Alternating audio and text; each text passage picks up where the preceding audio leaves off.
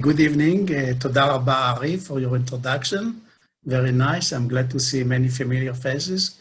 So now I'm going to look at my PowerPoint, and I won't see you anymore, but that's the nature of things.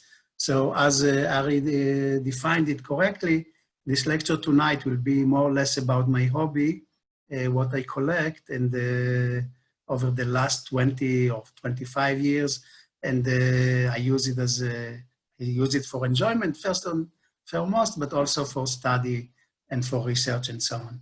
So we're going to define what is ephemera in general, what is Jewish ephemera, why it was neglected field for so many years, what is it, where it stands now, and so on, many questions. I hope I can answer all of them, but most of the lecture will be for your enjoyment, and I'll try to show you as many materials related to this topic as possible. So I'm going actually to begin with a song with a popular band of mine, not number one, number two maybe, the Rolling Stones, a song from the 60s, Yesterday's Papers. It's a different period, the 1960s, where things were maybe different, certainly different from today, but also the ideology of some of the items that we're going to talk about. So let's, to put you in the mood, I want to begin with a little recording.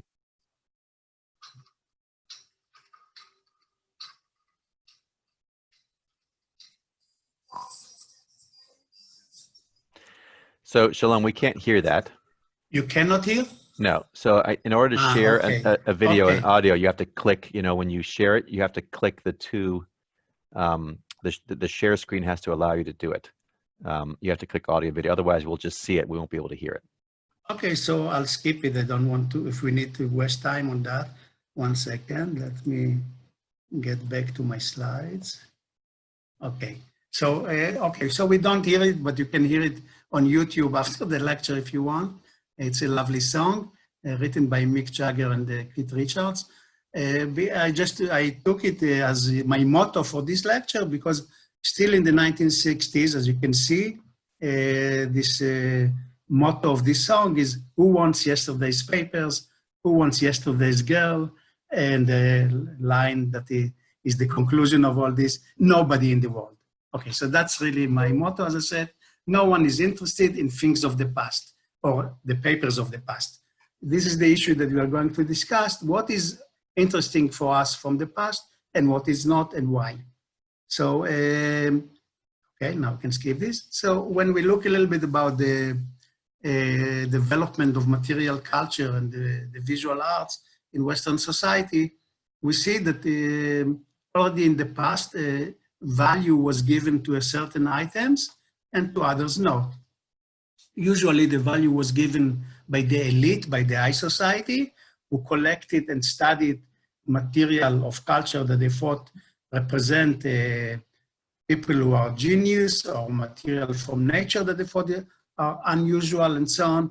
And we can see how it was. I brought you just a few examples to see how in the houses of the nobility and whether in Italy, England, France, and so on, in Europe, people would collect and bring the best, you can say, that culture has produced, that human culture has produced, and put it there in their houses, and other friends would come and evaluate everything and discuss and so on. And so these are really the forerunners of the museums. That's how it was for the elite collecting the culture that was in the past or the times.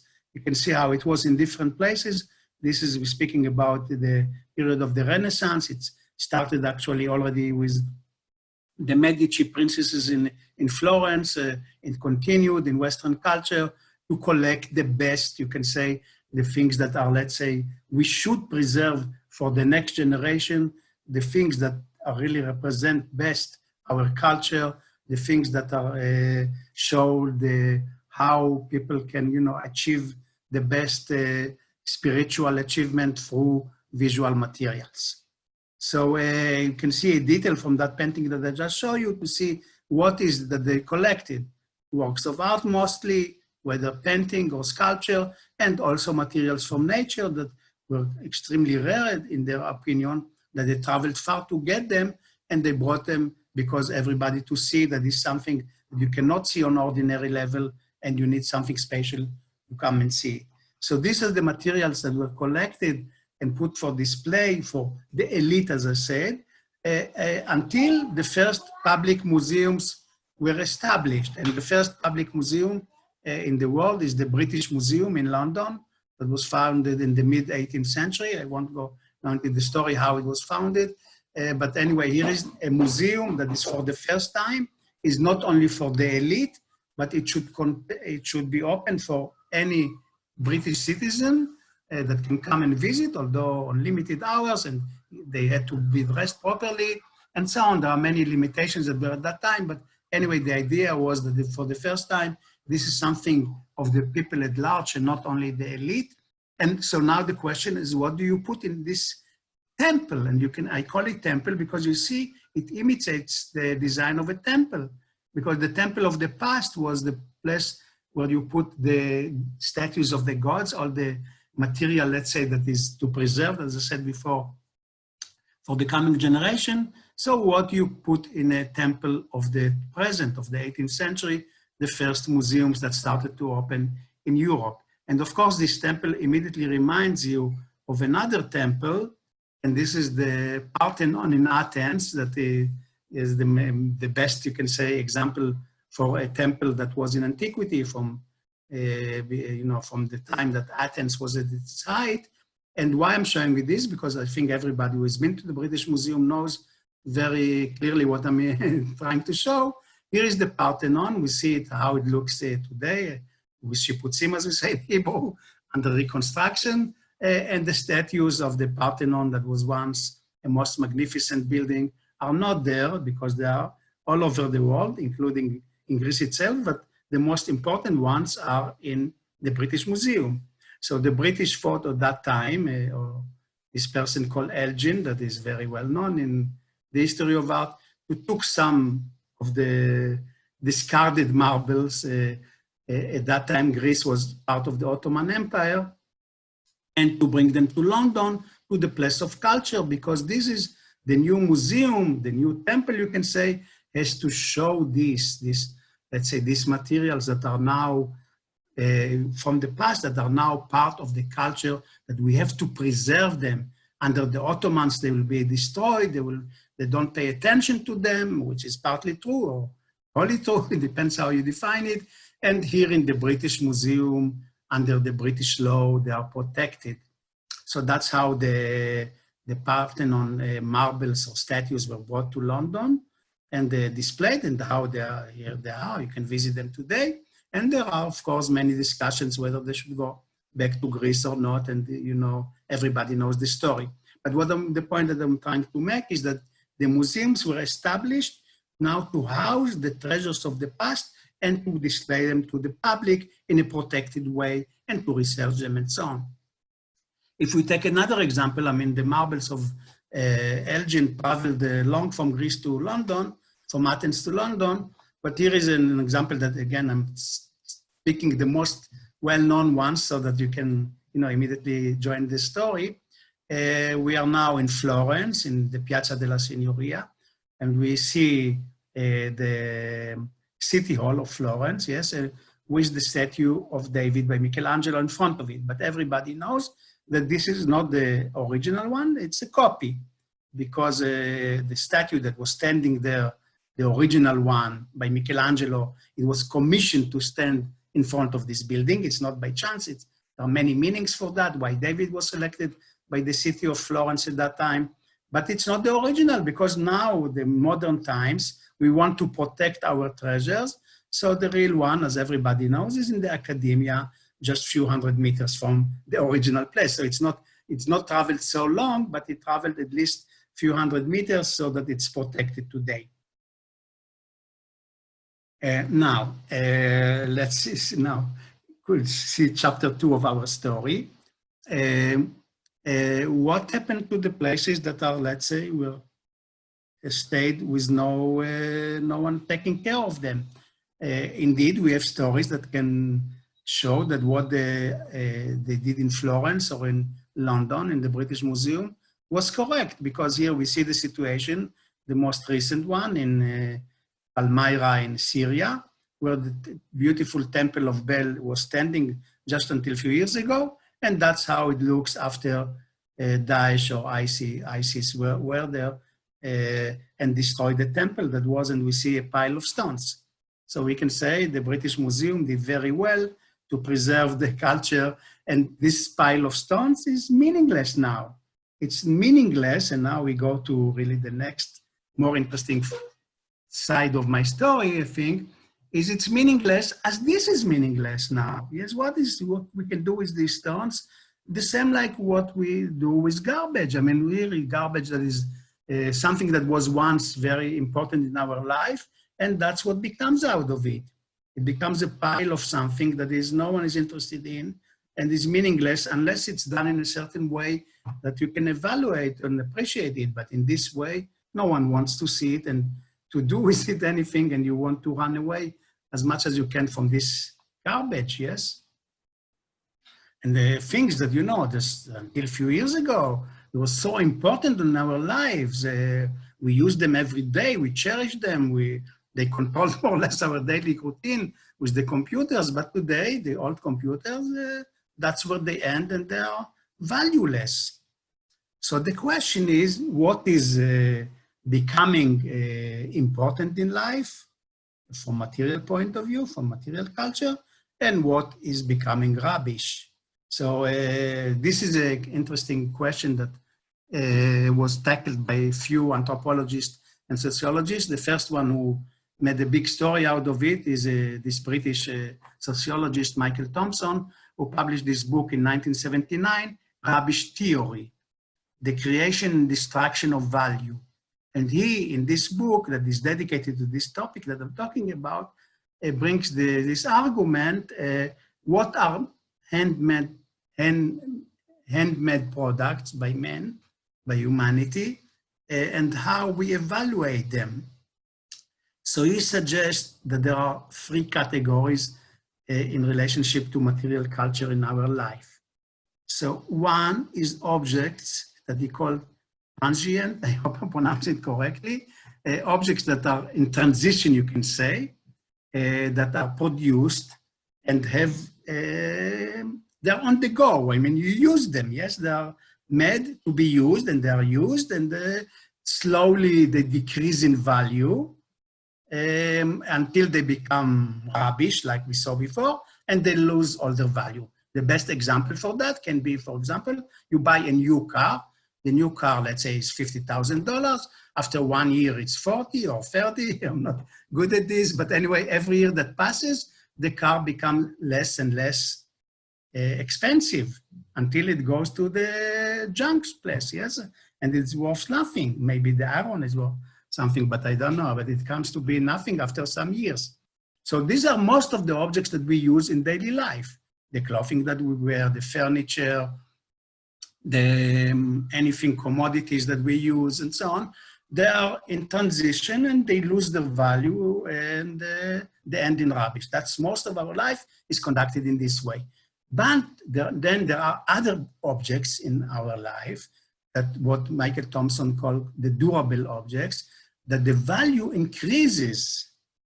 Why? Because of what we value, how we value them. Not because they have intrinsic value, but because this is the way that human society, in the West at least, it works, not only in the West, but let's say we're talking mostly in the West now. For example, a painting by Rembrandt was maybe very small amount, $100 at the time it was produced, or even less, and every year the value increases. So it's doing the opposite of the transient objects, yes? I mean, these are losing value, these are getting more and more value. Archaeologists, what they do, they look for the objects from the past that when they find them, they were once nothing, and now they give them a lot of value, and these are the durable objects that we see in our museums usually, yes? In the middle of these two categories, there is a third one, and he calls this the rubbish. I mean, these are objects, there are objects that are both connected to rubbish. I mean, these two categories are both connected to rubbish, There are those transient, like I said before, cars, a used car that becomes finally rubbish. But if you know how to, let's say, give importance to rubbish, it will become durable. So it's really part of our culture, how we do it, and if we know how to do it, if we have the tools to do it. Even in this book, he has these diagrams on the process that may happen. So transient can become rubbish, but if it's good rubbish, and then you'll explain in a second what is good rubbish, it will become durable. Yes, he says this is possible transfers that happen. You see this, the black thing, the black arrow. But this is not, will not happen. Durable will never become rubbish and will not become to be used again. You will never use something from the past that became very valuable. You won't put flowers in an ancient vase, yes, I mean, and so on. So this brings us to the category that I'm going to deal with in this lecture, and this is part of rubbish that we call ephemera. It's really one part of this. Of course, it's a big topic. You can see what I'm discussing, but we are now taking one category of materials that usually are associated with rubbish, but not on the day that they are produced, only later. I mean, they are produced for only one day and or short period, and then they become rubbish. So for this category, that is a special one in itself, as I said, we call ephemera. It's coming from this Greek word mera, if you know, like kalimera, when you go, if you are in Greece, you go, you say good day. Mera means day. An object that was created for one day.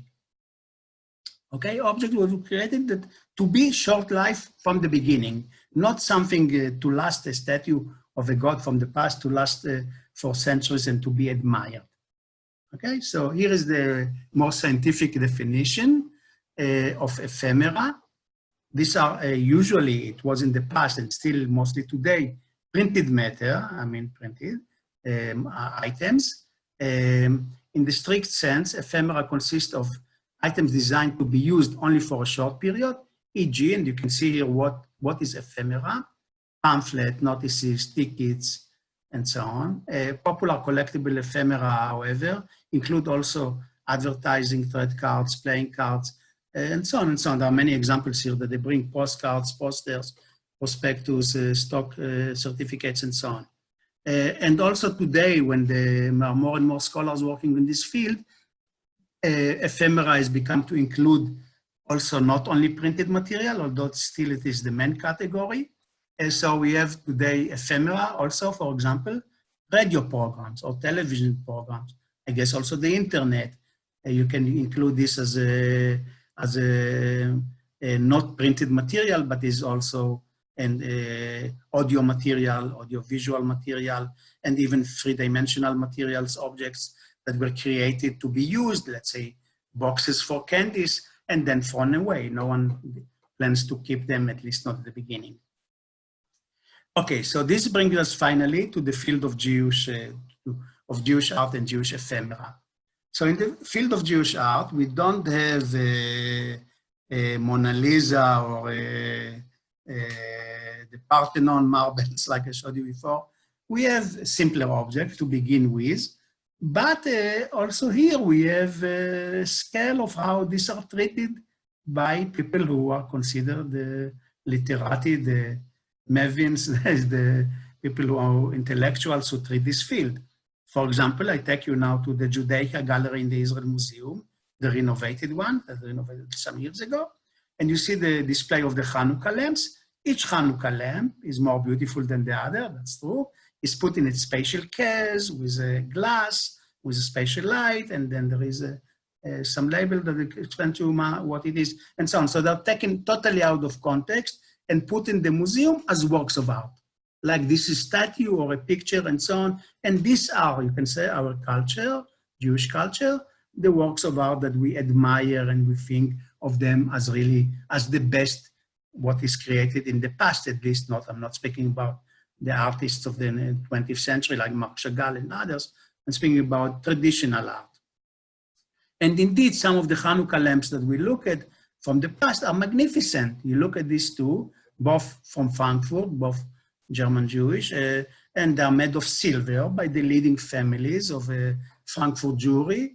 And they're, you know, they're also they're large and they're magnificent with all these figures on them and so on, and imitating the shape of the temple menorah with 9 branches and so on. And some of them, these magnificent Hanukkah lamps of Germany in particular, are imitating, let's say, you cannot create a fresco, but you can create a Hanukkah lamp that looks like the street where you live, or the palace that you live, or this is like a tree with animals on it, and you know, there's hunting scene here and so on. The whole Hanukkah tree, the whole Hanukkah lamp becomes like a flourishing tree and so on, and a lot of imagination was put into this. I'll just show you a detail from the one on the left. Yes, here is, you can see how, you know, how remarkable it is with this recreation of this structure that we see, or for this, we can tell the whole story of the family. We have the name used by a verse. We have it's Shmuel Hirsch, so we have the deer here. He was a Freemason. We have this and so on, many symbols that I won't go into all this, but you can see that a lot of thinking and a lot of money and a lot of creativity was invested into making this Hanukkah lamp, as I said, our Mona Lisa. On the other hand, this is also a Hanukkah lamp. So this would be displayed in the Israel Museum? I don't, it's a good question. This was created for us, for me and my friend, when I was in Samarkand in Uzbekistan in the year 1992, in less than 10 minutes. We asked about the family where we hosted us, where we stayed, the Jewish family, of course, I mean, what they use for Hanukkah, and they said, we don't keep anything. We every year make a new one. He said, oh, you don't have Hanukkah lamp made of silver, costly one, and so on. No, they make a new one. And so we asked him, can you do one? He did this, as I said, in 10 minutes. So that was Hanukkah lamp, and he said at the end of the holiday, I throw this, it's meaningless. I don't need to keep it. But this is Judaic as well. Or you can do Hanukkah lamp, if we want to go to continue the story, from potatoes, half potatoes, and you put some oil and the wick. And this is a kosher Hanukkah lamp. Actually, where I come from Kurdistan, that's how my family used to do. I mean, there was no Hanukkah lamp. That's how they did it in the simplest way. Every day they would add whatever is needed, and so on. So this is functioning as a regular Hanukkah lamp, and there's no anything wrong about it or any prohibition and anything that you can read in the halacha against this.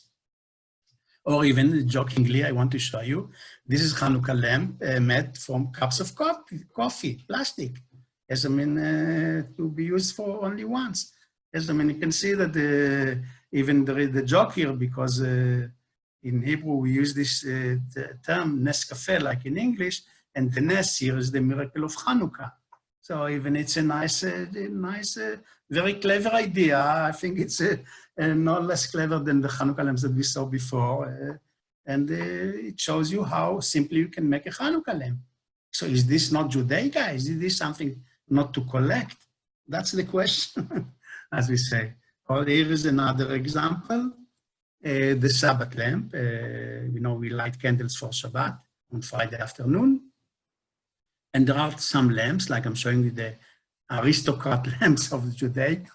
We have 7 or 8 lamps like this that were all done in Frankfurt again, that are magnificent, really, when you look at this Sabbath lamps that were created by the elite Jews of Frankfurt of the time, like the Rothschild family and so on.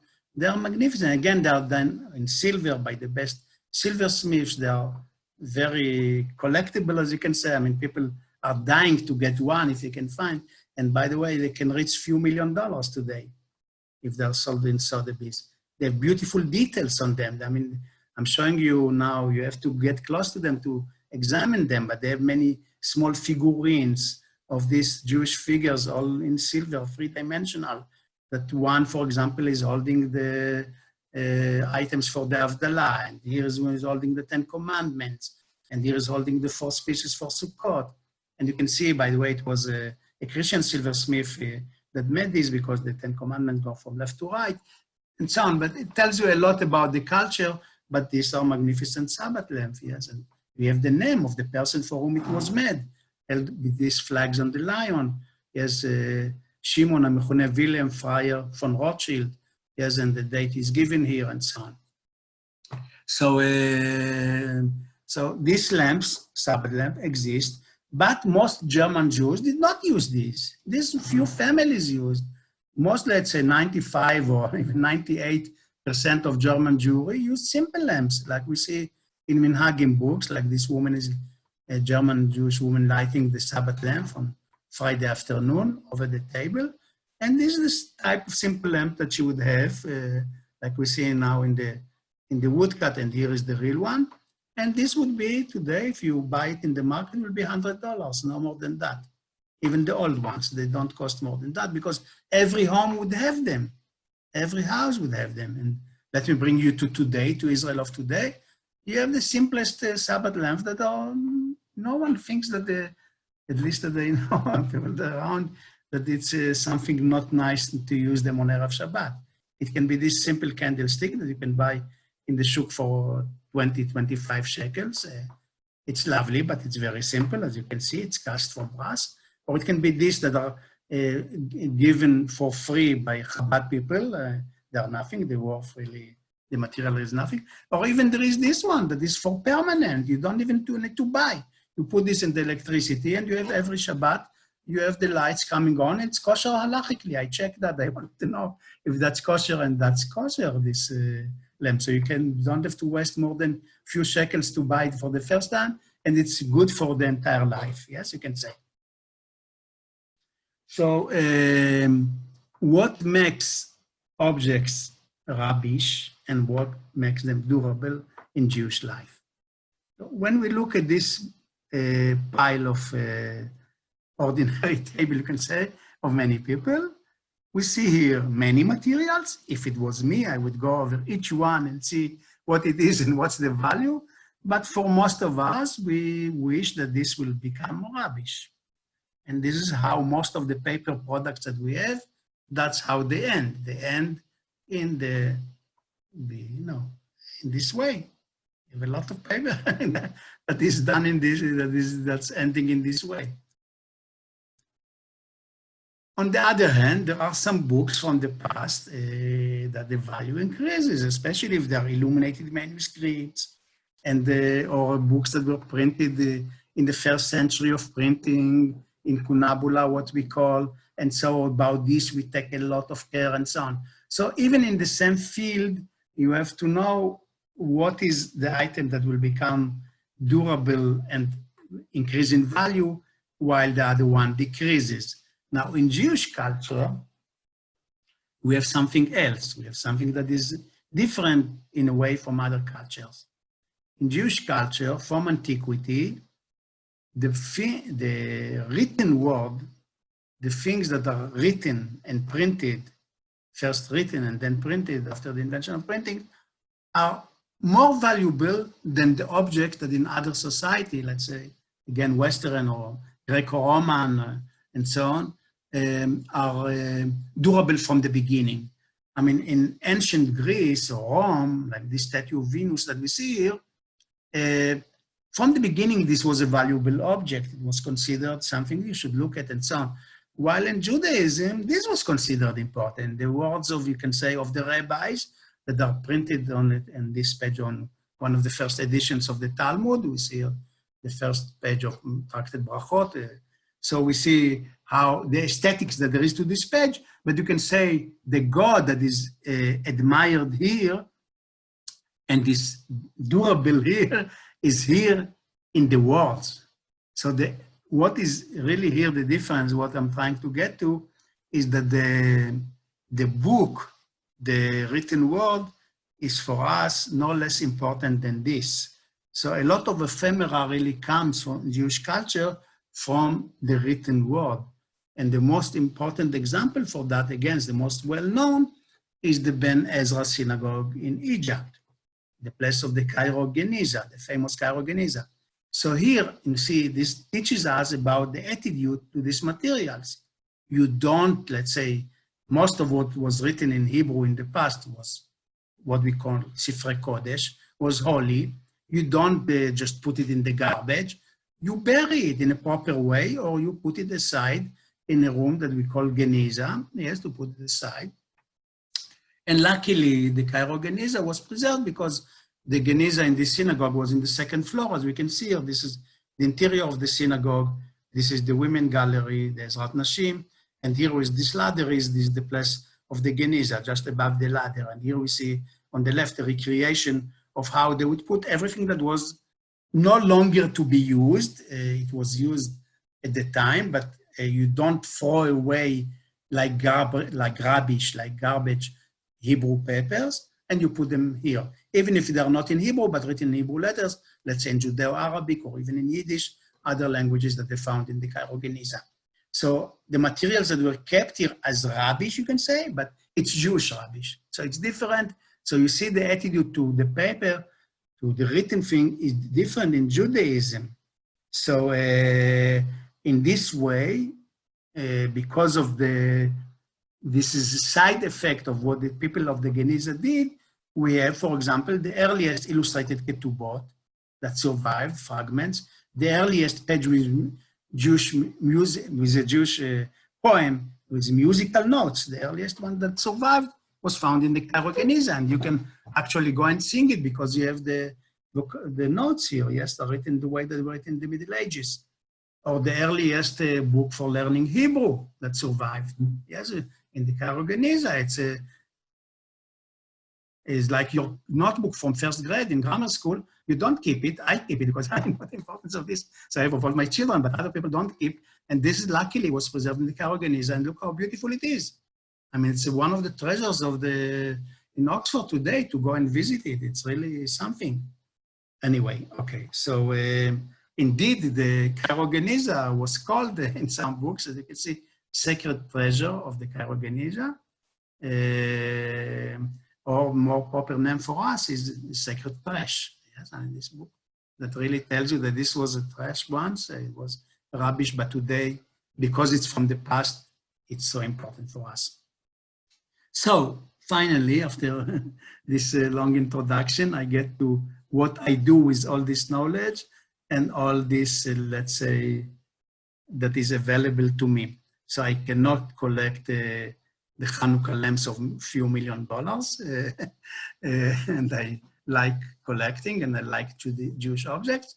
So I found a way to modern Genizot. I show now the few techniques of how to collect and how to find things, whether you find them for free or you need to buy them for a little amount.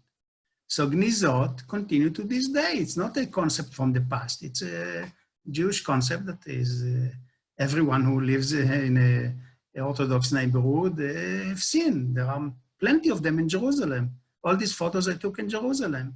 These are modern Genizot, and you see it called Geniza still. And even this, as any other object in Jewish traditional life, is donated by someone for the memory of their parents and so on. So you have all the details here.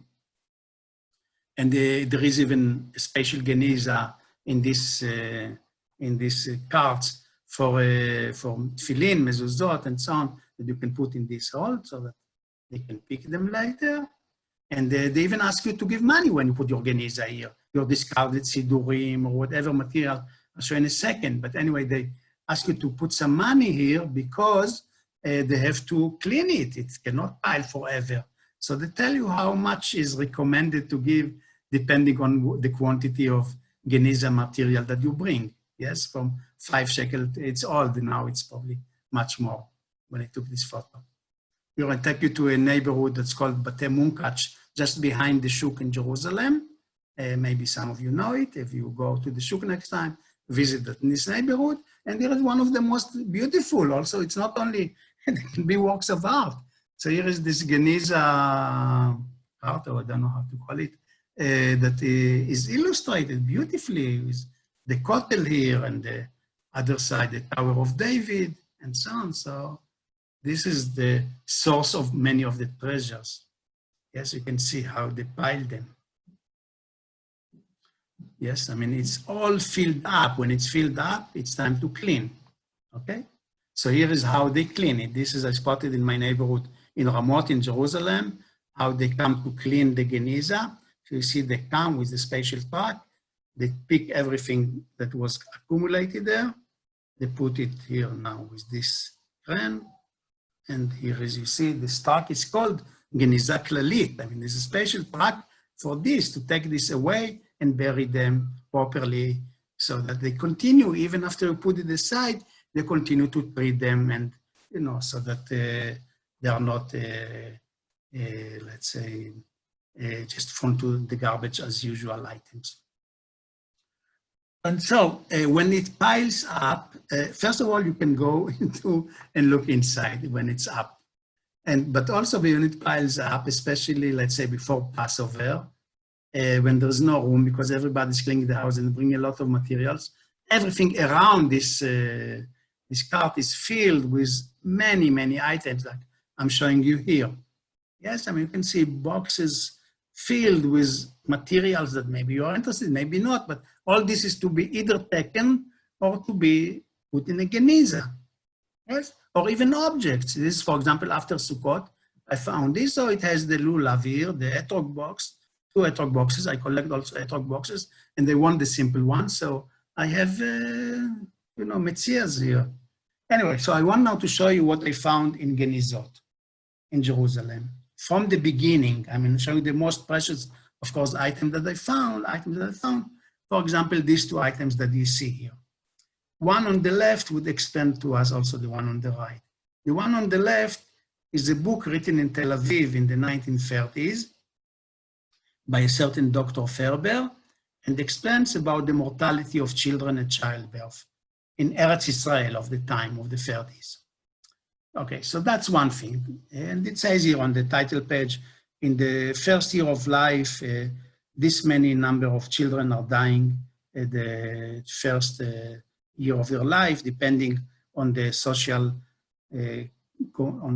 standing of their families. So this is one thing. This is more interesting, the one that you see on the right, that is, for me was amazing. I never heard of it. In all the books on Judaic that I read and the items that I've seen in museum, no one has ever told me there is such a thing. And this is a prayer printed on a small page that is ephemera. It's not something to be kept. It's not in a book. It's not, and so on. It's a prayer to be recited during the Brit Milah, during the circumcision, when the baby is crying. So you don't want the baby to be so upset and so on. So there is a special prayer that is recited. As I said, I didn't know about this tradition, and only thanks to the Geniza and to this ephemera that is thrown away, I became aware of this. Yes, of this tefillah. I want to show you a detail of that. Yes, it's even connected with Kabbalah and with the klipot and so on. I mean, I won't even now go into all this because you can see how much meaning there is into all this. So that's something very important for if you are a scholar of Jewish daily life, of customs, of objects, there's something important to know and to have. Another, I want to show you another item. And first, again, I have to tell a story, what I knew already before. There is a halacha that if a child that is firstborn, that is not redeemed on the 30th day, because there is no Kohen or there is any problem that it cannot be redeemed as is required, then there should be made a piece of, let's say, a reminder, you can say, that is put on his chest to remind that this child was not redeemed yet. So we have a few of these silver objects that survived from the past, like this one that we see from Salonika, that it says that this child was not redeemed, and there the date of his birth, and when it grows up or when he meets a Kohen, he should be redeemed. And here, this child actually met a Kohen, and it says Nifda. So one time later, he was redeemed. And by the way, this is in the Israel Museum. It's a beautiful object. So, okay, so we knew about this, but this I found in the Geniza. It's a tablet of this type, printed on paper, from Jerusalem, from our time. It's not from the remote past, of this child called Avram Hanania Davis, that was born here in Jerusalem, that he's a firstborn, and he was not redeemed yet. Let me show you detail.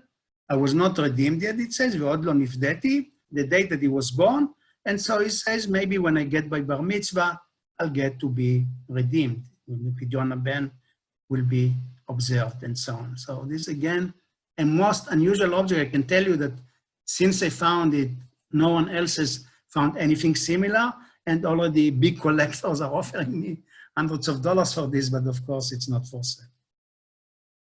Or other items that you can find plenty, or used to, I don't know, today is not so much, but in the 1990s when I started with this, amulets. Plenty of amulets, because these have holy names on them. You cannot put them in the garbage. Once they finish their function, you can say, there's nothing to do with them, so you have to bury them. So you put them in a geniza. Just want to show you one drawer in my house of how it looks of items that they picked in this way. All these were personal amulets that were used by people to put on their necks, yes, I mean, and under the shirt to protect them from something else or another. And they were kept in this way until they finished their function. And today they were put in the geniza, as I said. And when you open them, look how magnificent they are. I mean, they were, let's say, before they were thrown away, they were in this kind of leather case that you see was put on the neck. And when you open it, here is the parchment inside. And when you open it, it can be something magnificent like this. Again, just on this item that we see on the left, I can speak for 2 hours on what it means and what is all the text that are written here, what they mean and so on. But anyway, you see that a lot of precious material is here. And of course, you see the beliefs of our times, of what's happening in our society today. The biggest Kabbalist in Jerusalem or in Israel in the 1990s was this Rabbi Kaduri from Baghdad, this Iraqi rabbi. And we see him, Zkan HaMekubalim, the eldest of the Kabbalists in Jerusalem. And he was writing many amulets. He was well known for that. So one day when I go to Genizot again, this is more than 20 years ago, I find this plastic bag. You see the original plastic bag. I'm sorry for the quality because that's the original photograph from that time. And it's this bag, this plastic bag, contains about 200 letters written to Rabbi Kaduri. That was put, I was lucky to find it because this was going to go to the garbage. I mean, what it contains are letters written by people asking Rabbi Kaduri to help them. For example, let's read this one. I am a woman aged 33, mother of 3 children. Half a year ago, they found that they have a problem with my liver. I had many problems there and so on. I feel dizzy, I have headaches and so on in my legs, in my hands, in my feet, in my stomach, in my chest. Please, dear Rabbi, check if I can get any amulet that will improve my health. My name is Esther and my mother's name is Hanum, which means she's Persian. I mean, Hanum is a Persian Jewish name. So we see that she is writing this letter to him. And I don't have the reply to her personally, but I have letters like this. I said in this envelope that was found of about 200 letters that tell you all the troubles of Israel in these years. I mean, of the people that, you know, the folk, as we say, of what is they are missing, what is worrying them and so on. And here is a typical reply, although it's not for this particular woman. Oh, it is, I see now. After they sent her something, apparently, is there still a problem with the liver? Number 1. Number 2, please check your mezuzot. Number 3, there is another amulet. Put it in a frame and hang it in the apartment. So here we have the whole story here. Now these are more personal that I showed you, but there are those that are, let's say, more commercial, like this. And again, they tell you so much about the history of Israel. Who today remembers the Mafdal party, Zichrona Livracha, the Orthodox party of the past, of not ultra-Orthodox, like middle of the way, the Mizrahi. And they also distributed amulets because they saw in that period that it's very common and something that attracts the people, and so they would give ones. Neged Ain Hara, here is the Moroccan blessing, Tirbahu V'Tisadu, that we use in the Maimuna, and so on, and says, Gula le'atzlacha b'parnasa, will give you, this is like a talisman to get you a good job, and so on. and the Mafdal. Both of these are by the Mafdal party of, if you remember, Yosef Burg.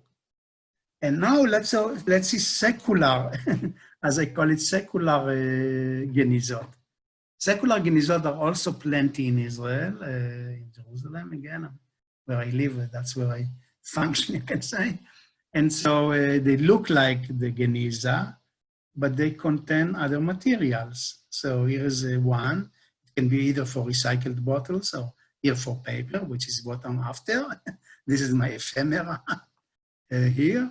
And so in many cases, and this has become more and more common in the last years, people just throw everything that is written in their house. Every book, every written note, everything is now considered valueless, more and more valueless in our time. And that's how it looks, especially, as I said again, before Pesach or after someone dies and the family are not interested in what the parents said and so on. So for example, I want to show you one of the first items that I found there that they still cannot believe that I found this. This is called Haggadat Ha'atzmaut, the Independence Day Haggadah. This Haggadah was composed by a famous Israeli writer immediately after the Independence War of 48. And it was published by the army. You can see the logo of Tzahal here. I just want you to open a few pages of this Haggadah. It's all done as if it's a regular Haggadah, but it tells about the victory of the army, of the Israeli army, in the Independence War. So, for example, it has the Dayenu here, but the Dayenu is for the miracles that happened during that war. Or here, the plagues. The plagues are the operations of Tzahal, yes, now. Mivtza Nachshon, Mivtza Yiftach, Mivtza Yoav, Mivtza Hiram, each one is known what they did, Mivtza Uvda, in Elat, and so on. So we see it's worded as a regular Haggadah, but it's Haggadah for Yom HaAtzmaut. And there are many pictures, photographs that accompany it. For example, people who arrived from the Holocaust here. Or here is Tzahal victorious, yes, and so on. And you drink 4 cups, and the 4 cups are for the victory of Israel over its enemies. Yes, so you have, and then you sing the Tikva and so on. So why this Haggadah is so important? Because immediately after it came to the market, or to the public attention in the 1951, I think it was early 50s, people saw, who read it, that there's no name of God mentioned here. So like all the miracle happened just by the soldiers of the army. So they said, it cannot be. So the chief rabbinate of the army took everything back and discarded it and they put it in, made it into rubbish. So only few copies survived. So that's why this is a collector's item. And mine, the one that I found, was not even opened, was not used ever. So it's amazing. You can see this Haggadah, that if it will come to Sotheby's now that people know the price of this, is at least $1,000. Or you can see these items from the 50s that you can find in this secular Genizot, again from the army, that show you the ideology of the 50s. I mean, it's so beautiful, so beautifully shown. I mean, again, these items, I don't know even if the National Library of Israel has them. Maybe they have, I didn't check, but these are like ephemeral material that were given to soldiers on Friday afternoon and so on. So, for example, these two, this for Hanukkah, was meant for the soldiers for Hanukkah, and it says, "B'yamim ha'em b'zman hazeh." So in those days, we see ancient Jewish coin from the time of the Maccabees, and in our time is Tzahal, is the emblem of Tzahal. Or here it says, "Me'avdut l'cherut," from slavery to freedom. So slavery is in Egypt, freedom is soldiers of the Tzahal that is now building the new settlements and so on.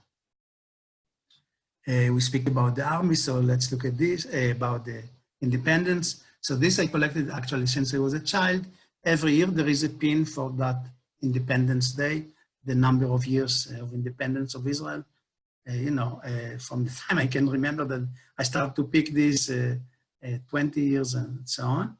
And so this was in the past. Now, today, what you can find, or even not today, it's already history, what I'm showing you now, is the spray. Every Israeli now is laughing because on Yom HaAtzmaut, it was very common until some years ago.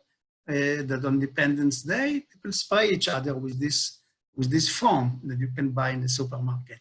So for every year, they produce a new one. So I go in the morning after the festivities are done here in our neighborhood, and I pick for each year one. So I have for all the years, 51 years to Israel, 52, 53, 54, so you can see. And I think no one has these items besides me. I don't think anyone was crazy in those years to pick them and have them. So you see this ephemera material that becomes historical item, because see, they are done in blue and white. There is let's say, a lot of attention given here to detail to show, the national sentiments and so on. I don't know how much time I have. I'll show maybe a few more examples. Another category that is very easy to collect, and I don't know how many of you will be interested to do that, but I used to do it. I don't do it now because of lack of room, is invitations. Again, you take the invitations for weddings, for bar mitzvah, for circumcision, if there are, and you read them and you see the graphics on them, and you can do a whole history just based on that. Every sector of Israeli or Jewish society in general has its own way of how they express this, how they invite people, which names they write, which names they don't write, which verses they pick, which verses they don't pick.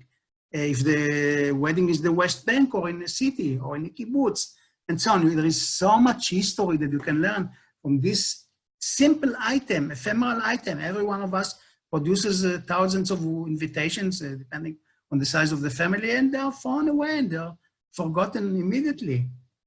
Just to show you, the creativity of some of these invitations, and especially those, let's say, of the secular Israelis, in quotation marks, that are very creative.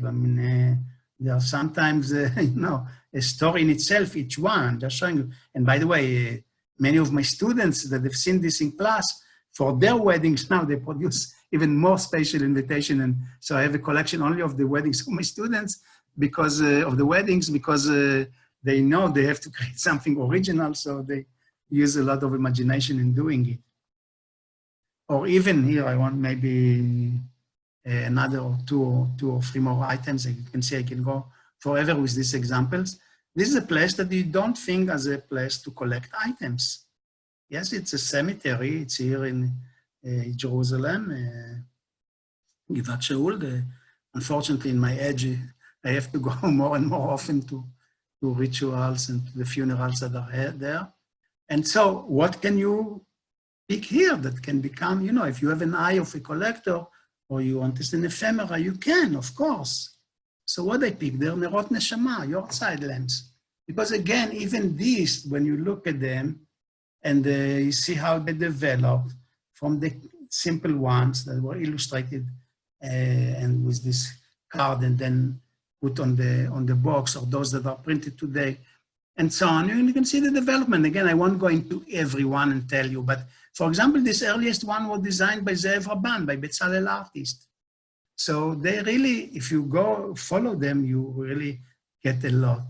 Or now for the Holocaust, or now for Rabin that was assassinated, and so on. Again, they tell you the history of our people, or Nachman of Uman, that's now in the news. You see, someone was not happy with what the factory sold him or the supermarket, and they put Nachman of Uman on it. So again, the whole history is in these items that are nothing to buy, or to collect, and you just need the room for them.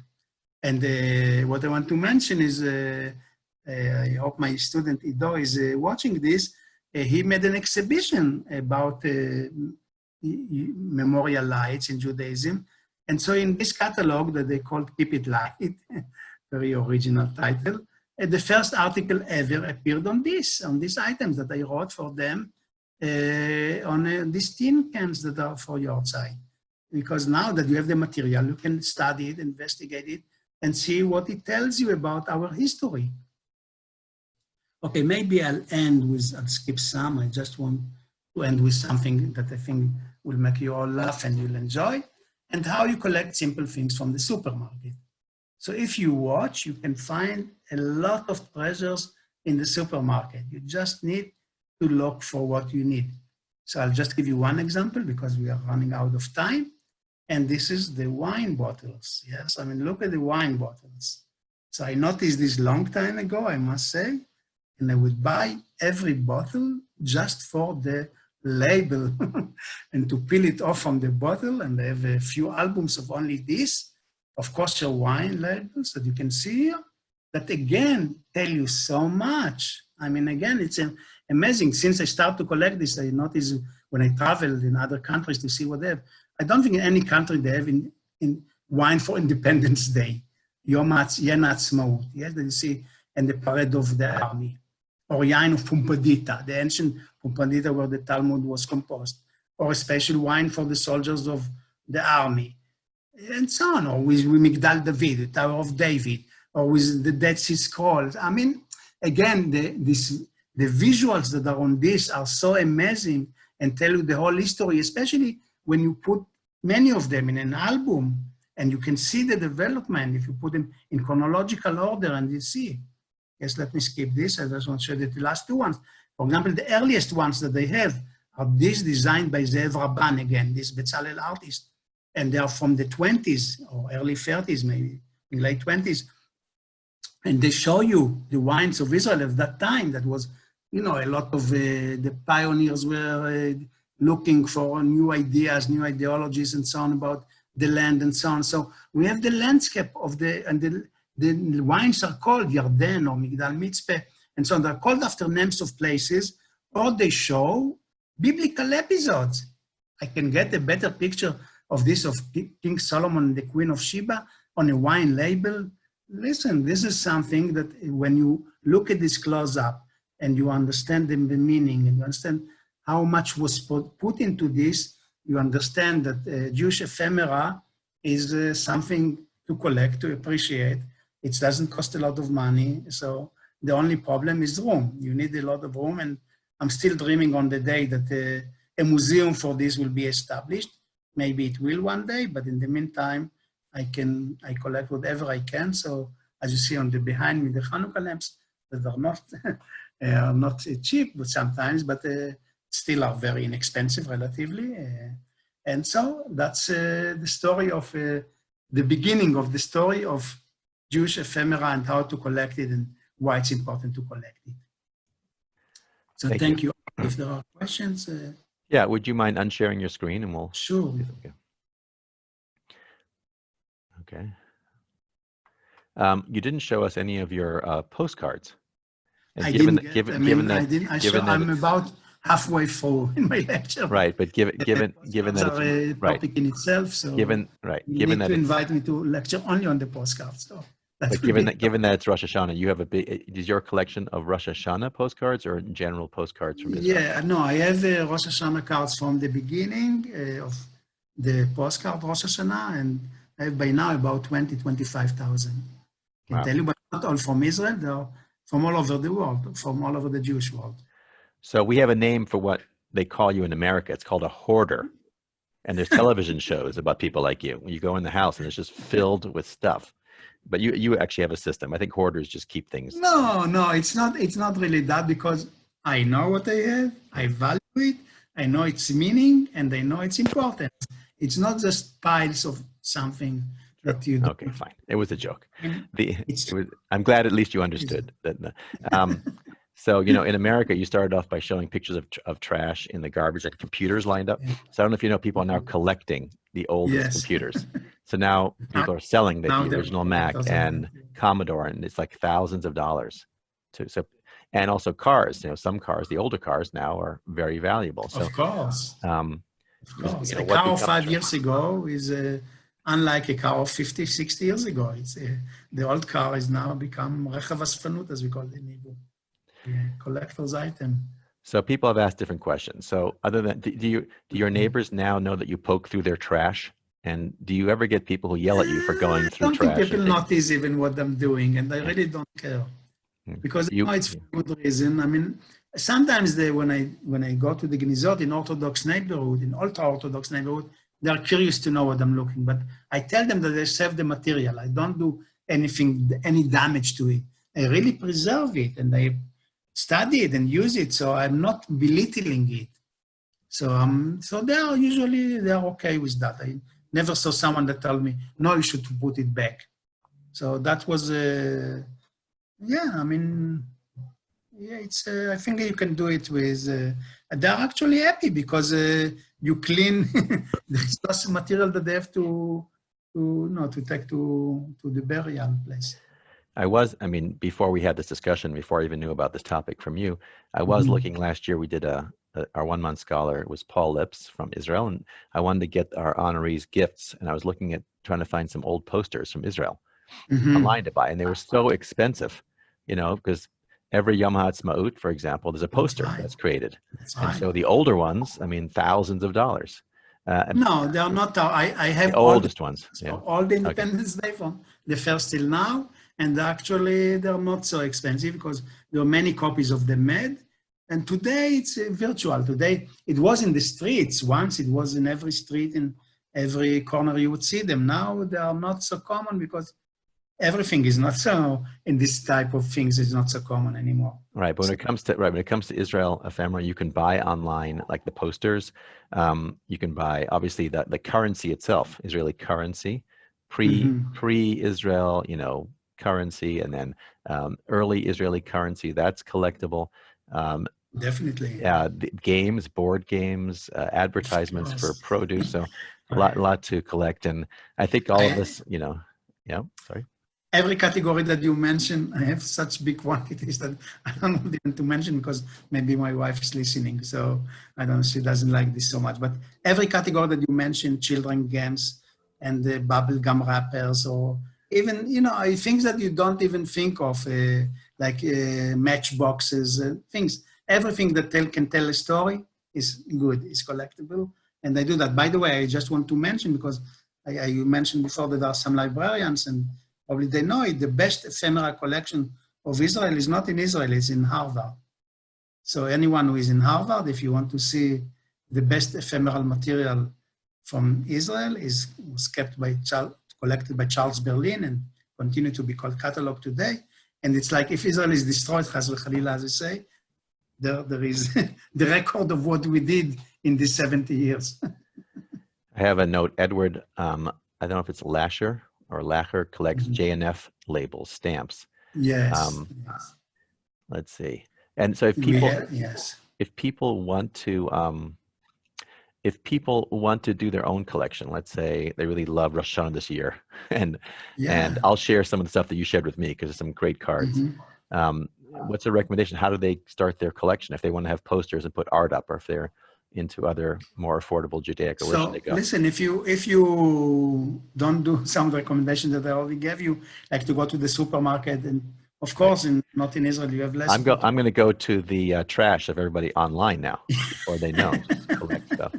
No, but if you want to buy it relatively inexpensive, so there are a few ways, like eBay is one, and you look for the categories that you are interested, or BitSpirit. BitSpirit is a site that unites many auction houses in Israel. Every day they have 5-6 auctions. Every evening, it's a morning time for you, and you can see the items and you can compete on them online, and they can start at $5 and go whatever. But if there's no competition, you can buy very good items, and I did it $5 or $10. One of the questions from Gail Geffen is, where do you store everything? We see stuff on the wall, right? But do you have boxes? Yeah, because, do you display? Listen, we have 3 kids. They're all by now out of home. So every room was taken. What can my wife But I mean, do you display everything, or do you have stuff? No, I cannot display. There's no. For example, the postcards, the New Year cards, are in albums. So I have about 200 albums. So they're in the albums. They're in one of the libraries. I have, for example, one room only for Haggadot. I didn't show you even one. I show you Yom Ha'atzmaut Haggadah, but I collect regular Haggadot of our time. And there's one room only for Haggadot, and especially illustrated ones, including facsimiles and so on. But anyway, so wherever there is room, let's put it this way. Are you digitizing your collection so that? No, I don't. The problem is I'm too busy writing and working, and so I buy and I put it, I remember where it is, but to even catalog it and put it in order, I don't have time. So only the most important items get to be, let's say, put in a special envelope or so. Most of them are in boxes. In America, I don't know what they do in Israel, but we have garage sales or estate sales. Do you go to those to find objects? You know, when I'm in America and I go, for example, to the flea market in Manhattan or the garage sale, I said, if we would have this, good that we don't have, because I would buy every item. I'm glad that when I'm in New York, I see so many items that I don't need. That's fine. But if it were here like that, it will be a disaster for collectors like us. So it's, in a way, it's good that we don't have this, because I would be tempted to buy anything that I see. I know sometimes I didn't show you, but I have personal items that you can see the names of the owners.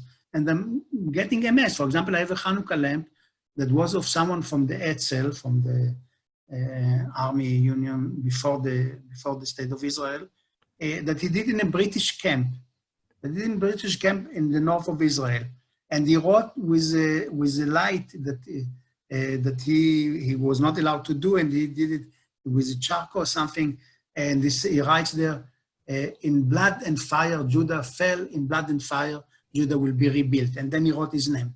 And this was, I found in the flea market. And his name is written there. He's known figure in Israeli history. I cannot understand how his children or grandchildren sold such an item. I really feel that I should give it back to them, but I don't know where they are. But on the other hand, I'm happy that I, let's say, saved it, because sometimes you cannot believe what people are selling of the past generation. A few last questions, because we've gone over time. Number one is, what's the most valuable thing you have in your collection? I don't want people to come and rob you, but just out of interest, it's just something. Listen, it's not, I mean, like last time we had Bill Gross with us.